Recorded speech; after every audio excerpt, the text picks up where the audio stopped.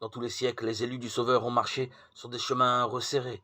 Ils ont été purifiés dans la fournaise de l'affliction. Par amour pour Jésus, ils ont enduré la haine, la calomnie. Ils ont pratiqué l'abnégation et connu d'amères déceptions. Le sentiment du sacrifice infini, consenti pour les guérir, les humilie et remplit leur cœur de reconnaissance. Ils aiment beaucoup parce qu'il leur a été beaucoup pardonné. Voir Luc 7, 47.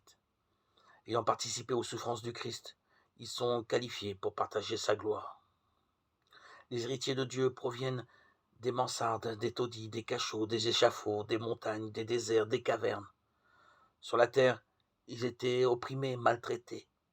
Des millions d'entre eux descendirent au tombeau chargés d'infamie pour avoir refusé de céder à Satan. Ils ne sont plus affligés, dispersés ni opprimés.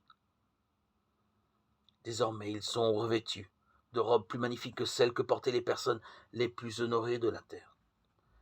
Ils sont couronnés de diadèmes plus glorieux que ceux qui furent placés sur le front des monarques terrestres. Le roi de gloire a essuyé les larmes de tous les visages. Il éclate en un cantique de louange, clair, doux et harmonieux. Cet hymne résonne sous la voûte céleste. Le salut est à notre Dieu, qui est assis sur le trône et à l'agneau. Et tous répondent Amen. La bénédiction, la gloire, la sagesse, l'action de grâce, l'honneur, la puissance et la force à notre Dieu, à tout jamais. Apocalypse 7, 10, 12.